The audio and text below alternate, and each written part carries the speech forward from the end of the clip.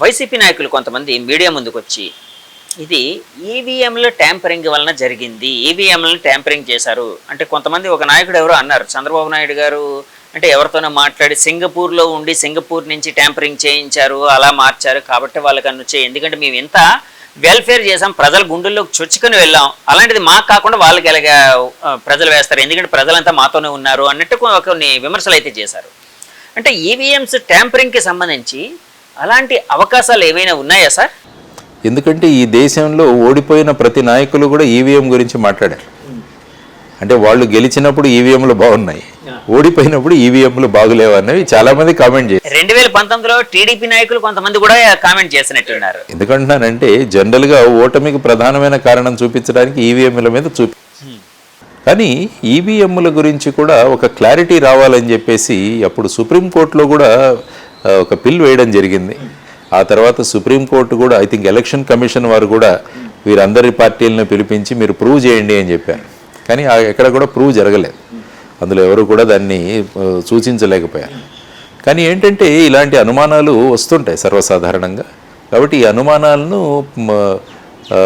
తీర్చాల్సిన బాధ్యత కూడా election commission ఉంది. ఇది ఎలా ట్యాంపర్ ప్రూఫ్ అన్న దాని గురించి, ఎందుకంటే 2014 ముందు వీవీప్యాట్ ఉండేది కాదు, ఈ అనుమానాలు వస్తున్నాయని వీవీప్యాట్ ఇంట్రడ్యూస్ చేయడం.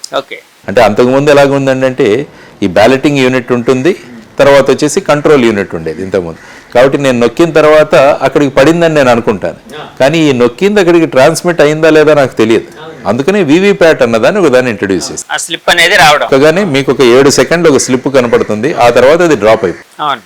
తర్వాత ఏంటంటే ప్రతి అసెంబ్లీ నియోజకవర్గంలో కూడా ఒక 5 వీవీప్యాట్లని 5 ఈవీఎంలని ర్యాండమ్గా సెలెక్ట్ చేసి కౌంట్ చేయాలి. అంటే ఈ రెండు టాలీ అవ్వాలి. సో ఈ విధమైన జాగ్రత్త కూడా తీసుకోవడం జరిగింది. అయినా కూడా ఇంకా రకరకాల అనుమానాలు ఉన్నాయి. సోర్స్ కోడ్ ఏదైనా వేరేగా రాయొచ్చు కదా అని కూడా కొంతమంది మాట్లాడారు. అందువల్ల ఏంటంటే ఎలక్షన్ కమిషన్ కానీ, భారత్ ఎలక్ట్రానిక్స్ కానీ, ఈసీఐఎల్ కానీ ఈ కోడ్ అన్నదాన్ని డిక్లేర్ చేయవచ్చు. ఇది మా కోడ్, ఈ కోడ్ మేము ఫాలో అవుతున్నాం. ఇప్పుడు మీరు కూడా చూడండి, వాట్సాప్ కానీ సిగ్నల్ కానీ వీటిలన్నింటిలో ఏం చేస్తారంటే వాళ్ళ కోడు, ముఖ్యంగా సిగ్నల్ అన్న ఇది తీసుకుంటే అందులో అది ఓపెన్ కోడ్, ఓపెన్ సోర్స్. అంటే మేము ఏం కోడ్ ఫాలో అవుతున్నామని ప్రజలందరికీ తెలుపుతారు. సో అందులో ఏ విధంగా సెక్యూరిటీ ఉందని వాళ్ళు చూసుకోవచ్చు. కాబట్టి అటువంటి కోడ్ కూడా వీళ్ళు డిక్లేర్ చేయొచ్చు. ఎందుకంటే ఎక్స్పర్ట్స్ చాలామంది ఉంటారు, ఈ ప్రోగ్రామింగ్ ఎక్స్పర్ట్స్, వీళ్ళందరూ కూడా ఈ అనుమానాలు ఏవైతే ఉన్నాయో అనుమానాలను తీర్చాల్సిన బాధ్యత ఎలక్షన్ కమిషన్. కాబట్టి నా ఉద్దేశంలో జనరల్గా ఈవీఎంస్ అన్నవి ట్యాంపర్ చేయడానికి సాధ్యం కాదు. కానీ ఈ అనుమానాలు ఏవైతే రేకెత్తుతున్నాయో వాటి గురించి కంప్లీట్గా ఒక 100% ఈ విధంగా సోర్స్ కోడ్ కనుక డిక్లేర్ చేయగలిగితే ఇక ఈ అనుమానాలకు తావు ఉండదని నేను అనుకుంటున్నాను. సార్, సోర్స్ కోడ్ ఒకవేళ డిక్లేర్ చేశారనుకోండి, అది నెక్స్ట్ ఎలక్షన్కో లేకపోతే ఇంకో విధంగానో మిస్లీడ్ అయ్యే అవకాశం, లేకపోతే ఏదైనా చీటింగ్ చేసే ఆస్కారం. అంటే నేను అంటున్నాను ప్రతి ఎలక్షన్ ముందు ఈ సోర్స్ కోడ్ డిక్లేర్ చేయాలంటున్నాను. ప్రతి ఎలక్షన్ ముందు అంటారా, ఎలక్షన్ జరిగిన తర్వాత అంటారా? ముందే. ఎందుకంటే సోర్స్ కోడ్ నా చిప్ ఏదైతే ఉంటుందో ఆ చిప్ నాకు కంట్రోలింగ్ యూనిట్లో ఉంటుంది. సో ఆ చిప్ ఏ విధంగా సిగ్నల్ తీసుకుంటున్నది అనేది సోర్స్ కోడ్ తెలిసిపోతే ఏమవుతుంటే అందులో ట్యాంపరింగ్ చేయొచ్చా అన్న అనుమానాలు ఏవైతుంటే వీగిపోతాయి. ఎవరైనా చేసే అవకాశం ఉండొచ్చు కదండి, సైబర్ నేరగాళ్ళు ఇలాంటి వాళ్ళు. అది ఎప్పుడవుతుందంటే సైబర్ నేరగాళ్ళు ఎప్పుడవుతారంటే, ఇప్పుడు చూడండి, మీరు చిన్న నోకియా 1000 రూపాయల ఫోన్ కొనుక్కోండి, అది ఎవడో హ్యాక్ చేయలేడు. ఎందుకంటే అది ఇంటర్నెట్ కనెక్టెడ్ కాదు. ఎప్పుడైతే మీ ఫోన్ ఇంటర్నెట్ ఉంటుందో, మీ స్మార్ట్ ఫోన్లు, ఇప్పుడు ఆండ్రాయిడ్ కావచ్చు లేకుంటే ఐఓఎస్ అంటే యాపిల్ ఫోన్ కావచ్చు, ఎప్పుడైతే దీంట్లో మీరు ఇంటర్నెట్ తెచ్చారో అప్పుడు దాని నుంచి లోపలికి ప్రవేశించడానికి అవకాశం ఇస్తున్నారు. కానీ ఈ ఎలక్ట్రానిక్ ఈవీఎం అన్నది అది దీనికి కనెక్టెడ్ ఉండదు. కనెక్టెడ్ కాదు, it's a stand alone machine. Me Nokia 1000 rupees లాగా అందులో ఓన్లీ ఉన్నదొకటి ఈ చిప్. ఎప్పుడైతే మనం బ్యాలెటింగ్ యూనిట్ మీద నొక్కుతామో మనం తీసుకున్న దాన్ని వీవీప్యాట్కు ట్రాన్స్ఫర్ చేసి అక్కడి నుంచి కంట్రోల్ యూనిట్కి వెళ్ళేలాగా ఈ చిప్ చేస్తుంది. సో ఈ చిప్ కోడ్ అన్నది ఇంపార్టెంట్. కాబట్టి ఆ చిప్ కోడ్ నెక్స్ట్ ఎలక్షన్ నుంచి డిక్లేర్ చేయొచ్చు. ఈ సాఫ్ట్వేర్ ఎక్స్పర్ట్స్ కానీ, ప్రోగ్రామింగ్ ఎక్స్పర్ట్స్ కానీ ఆ చిప్ కోడ్ని వెరిఫై చేయొచ్చు ఎక్కడైనా ట్యాంపరింగ్ జరుగుతుందా. ఎందుకంటే ఎన్నికలు ఎప్పుడు కూడా వితౌట్ ఎనీ డౌట్ జరగాలి అన్నది మనం అనుకుంటాం. కాబట్టి నా ఉద్దేశం ఈవీఎంస్ అన్నవి ట్యాంపర్ చేయలేరు అన్నది నా ఉద్దేశం. సార్, ఈవీఎంలు మన దేశంలో మాత్రమే అంటే ఎలక్షన్స్లో ఉపయోగిస్తున్నారా? ప్రపంచ దేశాల్లో ఎక్కువ మంది లేదు. ప్రపంచ దేశాల్లో చాలా దేశాల్లో, మెజారిటీ దేశాల్లో ఉపయోగించట్లేదు. ఎందుకంటే ముఖ్యంగా జనాభా ఒకటి తీసుకోండి. మన దగ్గర ఉన్న జనాభా ఇప్పుడు 145 కోట్ల మంది ఉన్నాం, అందులో సుమారుగా 90-92 కోట్ల ఓటర్లు. సో ఇంతకుముందు బ్యాలెట్ సిస్టమ్ పెట్టేవాడు, దానికి 2-3 రోజులు ఆ కౌంటింగు ఇవన్నీ కూడా అయ్యేది. కాబట్టి ఇప్పుడు ఈ కొత్త విధానాన్ని తీసుకొచ్చాం త్వరగా ముగించడానికి అన్న ఉద్దేశంతో తీసుకొచ్చాం. ఇప్పటికీ చాలామంది డిమాండ్ ఉంది, మళ్ళీ బ్యాలెట్ పేపర్కే వెళ్ళిపోదాం మనము. బ్యాలెట్ పేపర్లో కూడా ఇప్పటిలాగా 30-35 మంది నిలబడుతుంటే వాటిలన్నిటి కూడా పెద్ద బ్యాలెట్ షీట్ న్యూస్ పేపర్ సైజులో అవుతుంది. వాటిలన్నింటినీ ఫోల్డ్ చేయడం, మళ్ళీ వేయడము, ఇవన్నీ కూడా చాలా పెద్ద కౌంటింగ్ ముందు వాటిని తీయాలి, చూడాలి, బండల్స్ చేయాలి, మిక్స్ చేయాలి. ఇవన్నీ కూడా ఎన్ని రోజులు పట్టేది మేము కొన్ని ఎన్నికలకు చూసాం. అందులో 3 రోజులు 4 రోజులు కౌంటింగ్ జరుగుతూనే ఉండేది. ఇప్పుడు ఏమైంది, ఎలక్షన్స్ మొదలవుతే సాయంత్రానికి మధ్యాహ్నానికి అంతా కూడా తెలిసిపోతున్నాయి రిజల్ట్స్. కానీ దీంట్లో ఏంటంటే ఎక్కడ అనుమానాలు లేకుండా తీసుకురావాల్సిన బాధ్యత అటు ప్రభుత్వానికి ఇటు ఎలక్షన్ కమిషన్ కూడా ఉంది. సార్ ఇప్పటి వరకు రిజిస్టర్ అయిన కేసెస్ కానీ లేకపోతే ఏదైనా విషయాల్లోని అంటే ఈవీఎంలు వేరే దేశాల్లో ఎక్కడైనా ట్యాంపరింగ్ అయినట్టు ఇట్లాంటి అంటే ఏమైనా జరిగిన సంఘటనలు ఏమైనా ఉన్నాయండి? ఎక్కడ నేను చూసినంత మటుకు ఈ ట్యాంపరింగ్ విషయాలు ఎక్కడ నేను గమనించగలిగిన అనుమానాలే ఉన్నాయి. అనుమానాలు వ్యక్తం చేస్తూ ఉన్నారు చాలా. ఎందుకంటే ఎప్పుడైతే ఎలక్ట్రానిక్ మెషిన్ ఉందో, ఎప్పుడైతే ఒక చిప్ ఉందో, ఎప్పుడైతే ఒక కోడింగ్ లాంగ్వేజ్ ఉందో, ఆ కోడింగ్ని పర్టికులర్ వ్యక్తులు ఏర్పాటు చేస్తారని వస్తుందో, ఏ సంస్థలు అయితే తయారు చేస్తున్నారో ఆ సంస్థల్లో ఉన్న వాళ్ళు ఎవరు, వీటన్నిటి మీద అనేక అనుమానాలు వ్యక్తం చేస్తుంటారు. కానీ కాంక్రీట్గా ఎవరు ఏమీ ప్రూవ్ చేయలేదు ఇప్పటివరకు. ముఖ్యంగా ఏంటంటే ఎవరైతే ఓడిపోతారో వాళ్ళు ఈవీఎంస్ వల్లే ఓడిపోయామన్నది ఇంకొక కొత్తగా ఈ మధ్య మాట్లాడుతున్నాం. సో కూటమి గెలవడానికి ఈవీఎంల కారణం కాదు, ప్రజలే కారణం అని మీరు అంటారు, అంతే కదండి? Until unless it is proved. Okay, మీరు ప్రూవ్ చేస్తే తప్పు. ఆ మధ్య ఒక పర్సన్ ఎవరో ఒక ఆయన అప్పట్లో ఒక ఈవీఎం ఎక్కడి నుంచో తీసుకుని వెళ్ళి ఇది ట్యాంపరింగ్ చేయొచ్చని ఏదో డెమాన్స్ట్రేట్ చేసినట్టు కొన్ని వార్తలు రావడం, అతన్ని అరెస్ట్ చేయడం, అతని మీద కేసు పెట్టడం కూడా జరిగింది. దానికోసం మీకు ఏమైనా ఐడియా ఉందా సార్, గుర్తుందా సార్? ఇప్పుడు చదివాను కానీ, బట్ అదేంటంటే అఫీషియల్గా మీరు ఏదైనా చేయాలంటే బిఈఎల్ కానీ ఈసీఎల్ కానీ తయారు చేసిన ఈవీఎం తీసుకొని దాని మీద డెమాన్స్ట్రేట్ చేయాలి. ఈవెన్ ఇప్పుడు ఈ సంస్థలు కూడా ఓపెన్గా ఛాలెంజ్ ఇవ్వచ్చు. ఎస్, మేము మా మెషిన్ ఇస్తాము, మా చిప్ ఇస్తాము, ఎవరైనా ప్రూవ్ చేయండి అని. అప్పుడు ఏంటంటే కాన్ఫిడెన్స్ పెరుగుతుంది. సో ఆ విధంగా కూడా చేయొచ్చు. అంటే ఇంకా కూడా ఎవరికైనా డౌట్లు ఉంటే ఆ విధంగా డౌట్లను నిరసన చేయడానికి ఎస్ ఇది మా ఈవీఎం, ఇది మా కంట్రోల్ యూనిట్, ఇది వీవీప్యాట్, రండి చేయండి, మీరు ప్రూవ్ చేయండి అని కూడా ఓపెన్ ఛాలెంజ్ ఇవ్వచ్చు. సార్ చూసాము, చంద్రబాబు నాయుడు గారు రేపు ఆయన ప్రమాణ స్వీకారం చేయబోతున్నారు. ఆయనతో పాటు పవన్ కళ్యాణ్ గారు కూడా డిప్యూటీ సీఎంగా ప్రమాణ స్వీకారం చేయబోతున్నారని కొన్ని వార్తలు అయితే వస్తున్నాయి. సో అంటే దాని మీద మీ ఆలోచన ఎలా ఉంది, అంటే మీ అంటే అభిప్రాయం ఏంటి సార్? వీళ్ళు ఏ విధంగా ఈ మంత్రిత్వ శాఖలు ఏ విధంగా డిస్ట్రిబ్యూట్ చేసుకుంటున్నారన్న దాని మీద ఉంటుంది. యాక్చువల్గా డిప్యూటీ సీఎం అన్నది కొన్ని చోట్ల ఉంటుంది, చాలా రాష్ట్రాల్లో లేదు. రాజ్యాంగబద్ధంగా లేదని అంటారు, నిజమేనా సార్? రాజ్యాంగబద్ధంగా ఉన్నది ముఖ్యమంత్రి, మంత్రులు.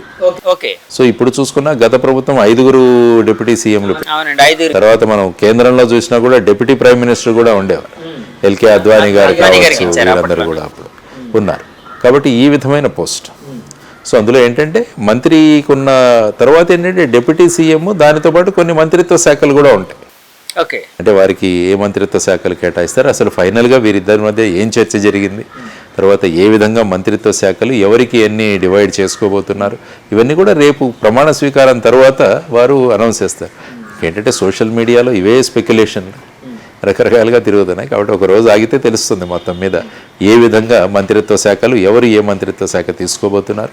పవన్ కళ్యాణ్ గారు ఉప ముఖ్యమంత్రిగా ఉంటున్నారా, లేకుంటే ఏదైనా మంత్రిత్వ శాఖ స్వీకరిస్తారా, ఇవన్నీ కూడా ఫైనల్గా లిస్ట్ అనౌన్స్ చేసిన తర్వాతనే తెలుస్తుంది.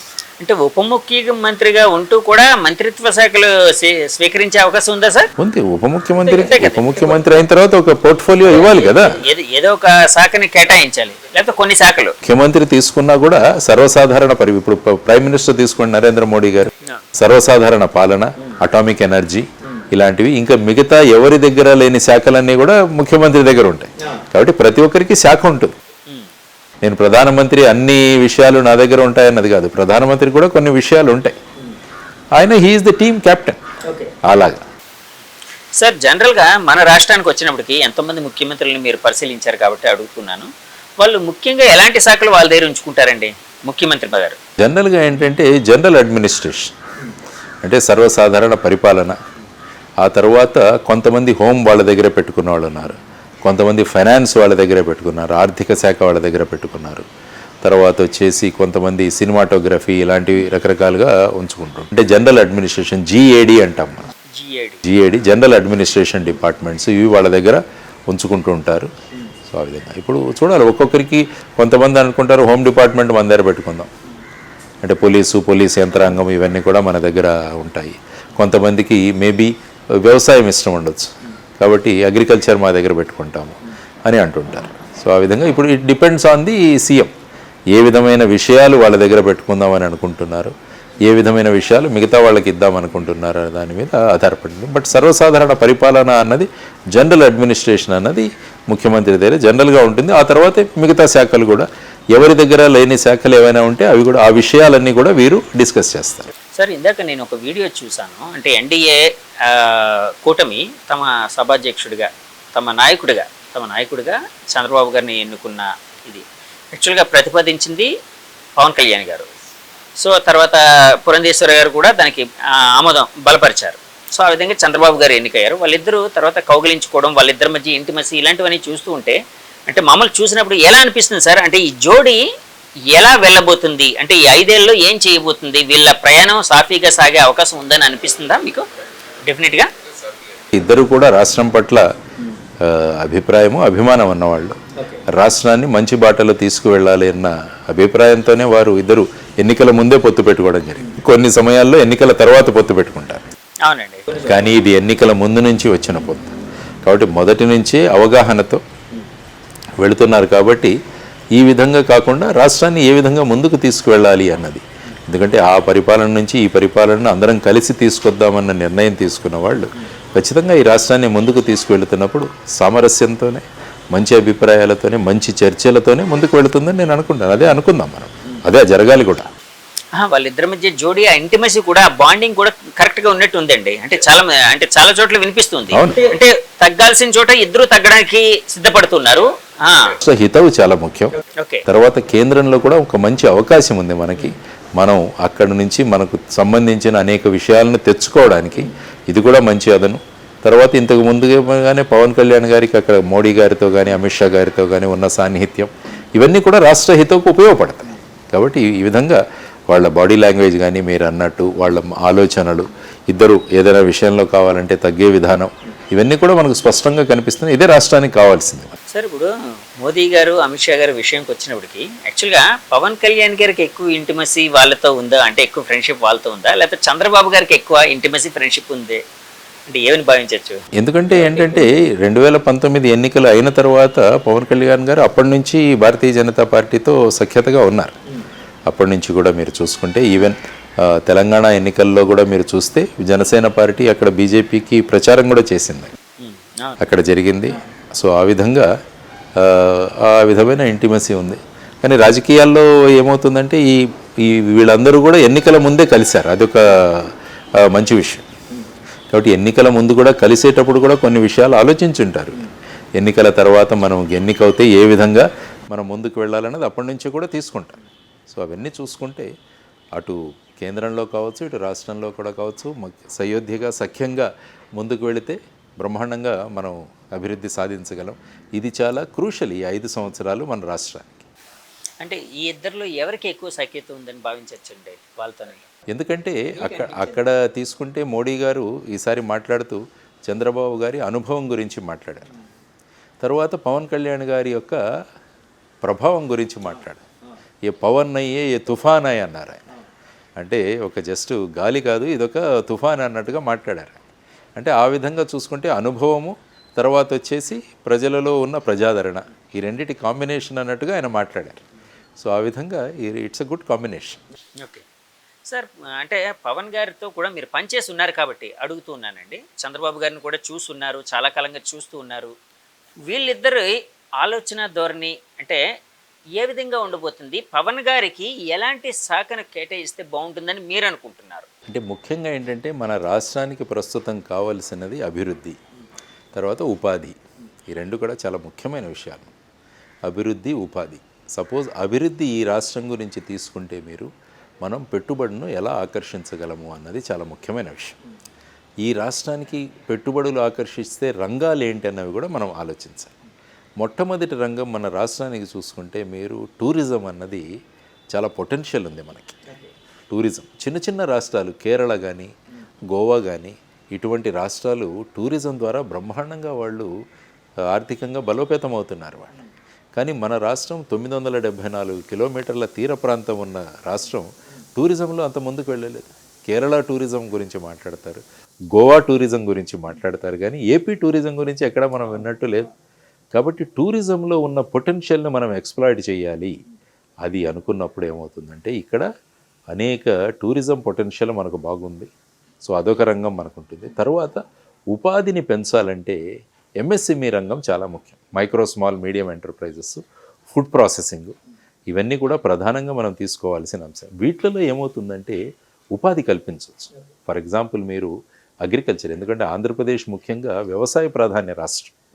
ఇందులో మనం వ్యవసాయం మీద ఆధారపడి ఉంటాం. మనం జిఎస్డిపి తీసుకున్నా కూడా సుమారుగా 26-27% మనం వ్యవసాయం మీద ఆధారపడి ఉన్నాం. కానీ ఈ వ్యవసాయం ఏంటంటే రా మెటీరియల్ వ్యవసాయమే నడుస్తుంది. నేను ధాన్యం పండిస్తాను, ధాన్యం అమ్మేస్తాను, నేను చేపలు పడతాను, చేపలు అమ్మేస్తాను. కానీ ఈ ప్రాసెసింగ్ అన్నది జరగట్లేదు. నేను ధాన్యాన్ని కనుక దాన్ని రూపాంతరం చెందించి పళ్ళు పండిస్తున్నాను, నేను పళ్ళుగానే అమ్ముతున్నాను, కానీ దాన్ని రూపాంతరం చేయట్లేదు. టమాటోలుగానే అమ్మేస్తున్నాను, నేను దాని కెచప్లు ఇలాంటివి చేయట్లేదు. కాబట్టి ఈ ఫుడ్ ప్రాసెసింగ్ కూడా బ్రహ్మాండమైన స్కోప్ ఉంది మన దగ్గర. సో అదొక ప్రాంతము. తర్వాత చిన్న చిన్న, ఎందుకంటే యువతరం పెద్ద సంఖ్యలో ఉంది మనం. ఈ యువతరాన్ని వాళ్ళు ఎంప్లాయ్మెంట్ దిశగా మనము తీసుకువెళ్ళాలంటే చిన్న చిన్న పరిశ్రమలు ఏర్పాటు చేయడం చాలా ముఖ్యం. ఎంటర్‌ప్రెన్యూర్‌షిప్ అంటాం దీన్ని, ఉద్యోజకత. ఇది డెవలప్ చేయాలన్నా మళ్ళీ ఎంఎస్ఎంఈలు చాలా ముఖ్యం. తర్వాత ఎంప్లాయ్మెంట్ అన్నది చాలా ముఖ్యం. అందుకని నేను ఏం కోరానంటే ఈవెన్ ప్రధానమంత్రి గారు కూడా మొన్న ట్వీట్ చేశాను, మీరు ఒక మినిస్ట్రీ ఆఫ్ ఎంప్లాయ్మెంట్ ఒకటి పెట్టండి అని చెప్పాను. ఇప్పుడు మనకు లేబర్ అండ్ ఎంప్లాయ్మెంట్ ఉంది, కానీ లేబర్ మీదే ఎక్కువగా అక్కడ ఉంటుంది. కార్మిక శాఖ ఉంటుంది, కానీ ఈ ఉద్యోగ శాఖ పెద్దగా అంత ఇది ఉండదు. కానీ ప్రస్తుతం రాష్ట్రంలో కూడా ఈ employment department of ministry of employment ఉన్నది చాలా ముఖ్యం. ఎందుకంటే ఇది అన్ని మినిస్ట్రీలతో కోఆర్డినేషన్తో ఉండి రాష్ట్రంలో ఉద్యోగాలు ఎలా పెంచాలన్న దాని మీద ఒక మినిస్ట్రీ కావాలి. తర్వాత గ్రామీణ ప్రాంతంలో మనకి Mahatma Gandhi rural employment guarantee scheme, NREGA అంట, అది ఉంది. దానివల్ల ఏంటంటే గ్రామీణ ప్రాంతాల్లో సంవత్సరానికి 100 రోజులు నుంచి 125 రోజులు ఎవరైనా వచ్చి నేను పని చేస్తానంటే వాళ్ళకు పని కల్పించాల్సిన బాధ్యత ప్రభుత్వాలు. కానీ అది పట్టణ ప్రాంతంలో లేదు. కాబట్టి మేమేం సూచిస్తున్నామంటే మన రాష్ట్రంలో కూడా పట్టణ ప్రాంత ఎంప్లాయ్మెంట్ గ్యారంటీ స్కీమ్ అన్నది మీరు ప్రవేశపెట్టారు. అంటే ఒక 100 నుంచి 125 రోజులు. ఫర్ ఎగ్జాంపుల్ ఇక్కడ ఎలాంటి పనులు మనం చేయొచ్చు అన్నవి మనం కేంద్రీకరించి, సపోజ్ ఇక్కడ పార్కులు డెవలప్ చేయడము, లేకుంటే గ్రీనరీ డెవలప్ చేయడము, తర్వాత వచ్చేసి డ్రైనేజ్ సిస్టమ్స్ని ఇంప్రూవ్ చేయడము, తర్వాత హెరిటేజ్ బిల్డింగ్స్ని కాపాడడము, తర్వాత క్లీన్లీనెస్లో ఏం చేయగలము, ఇలాంటివన్నీ కూడా మనకు ఏర్పాటు చేసి అక్కడ పట్టణ ప్రాంతంలో 100 నుంచి 125 రోజులు మనం కనుక యువతరానికి ఉపాధి కల్పించగలిగితే అది కూడా బ్రహ్మాండంగా వెళ్తుంది. ఇప్పుడు ఏంటంటే నిరుద్యోగ భృతి గురించి మాట్లాడుతున్నాము. నిరుద్యోగ భృతి కన్నా కూడా ఇటువంటి పథకాలు మనం తీసుకురాగలిగితే పని జరుగుతుంది, వాళ్లకు వేతనాలు కూడా దొరుకుతాయి. సో ఇటువంటి విధానాలు తీసుకురమ్మని చెప్పి కూడా మేము, కాబట్టి మన మెయిన్ కాన్సన్ట్రేషన్ వచ్చేసి పెట్టుబడులు ఎలా తీసుకురావాలి రాష్ట్రానికి, రాష్ట్రంలో ఉన్న యువతరానికి ఏ విధంగా ఉద్యోగాలు కల్పించాలన్నవి ఈ రెండు చాలా ప్రధానమైన అంశాలుగా ఉంటాయి. కాబట్టి వీటి మీద మనం కాన్సన్ట్రేట్ చేస్తూ, తర్వాత మనకు తీర ప్రాంతం ఎందుకు కాబట్టి పోర్ట్లు డెవలప్ చేయడము, జట్టీలు డెవలప్ చేయడము, తర్వాత వచ్చేసి కోల్డ్ స్టోరేజ్లు ఏర్పాటు చేసి ఈ ఆక్వాకల్చర్లో ప్రాసెసింగ్ చేసి దీన్ని ఎక్స్పోర్ట్ ఓరియంటెడ్గా ఎలా చేయడం, అగ్రికల్చర్ని ప్రాఫిటబుల్గా ఎలా చేయడం, అంటే వ్యవసాయాన్ని లాభసాటిగా తయారు చేయడం, ఇవన్నీ కూడా మనం ఆలోచించాల్సిన అంశాలు. సో వీటన్నిటికీ సంబంధించిన వాటి గురించి ఖచ్చితంగా వీరు ఆలోచించి ఏ విధమైన శాఖలు వారు తీసుకోబోతున్నారో దాని మీద నిర్ణయం తీసుకోవాలి. అంటే నేననేది మీరు మామూలుగా అనుకుంటున్న దాని ప్రకారం పవన్ కళ్యాణ్ గారి భావజాలం అంతా తెలిసిన వ్యక్తిగా అడుగుతున్నానండి. మీకు దగ్గరగా మీరు చాలా కాలం వారు యువతరంతో బాగా అటాచ్ అవుతారు. అదే ఎలాంటిది అయితే బాగుంటుందని మీరు అనుకుంటున్నారు? మినిస్ట్రీ ఆఫ్ ఎంప్లాయ్మెంట్ ఇది, ఎందుకంటే వారికి ఉన్న శక్తి వల్ల మిగతా అన్ని డిపార్ట్మెంట్స్తో మినిస్ట్రీస్తో కూడా కోఆర్డినేట్ చేసి ప్రతి మినిస్ట్రీ కూడా ఉద్యోగాలు ఎలా సృష్టించాలన్న దాని మీద కేంద్రీకృతం చేయగలిగితే రాష్ట్రంలో ఉన్న యువత బ్రహ్మాండంగా వాళ్ళు ముందుకు రాగలరు. కాబట్టి ఆ విధంగా వారికి మిగతా పోర్ట్ఫోలియో ఏమైనా కూడా ఈ కొత్త మినిస్ట్రీ అన్నది ఏర్పాటు చేయాలన్నది నా అభిప్రాయం. అదే పవన్ కళ్యాణ్ గారికి ఇవ్వాలి అన్నది మీ అభిప్రాయం. ఆయన చెబితే యువతరానికి కూడా బాగా వెళుతుంది, అవును. యువతరానికి బ్రహ్మాండంగా ఆయన వెళుతుంది. మిగతా శాఖలు ఉన్నాయి, మిగతా రొటీన్ శాఖలు ఉన్నాయి, కానీ ఇది ఒక కొత్త ప్రయోగం.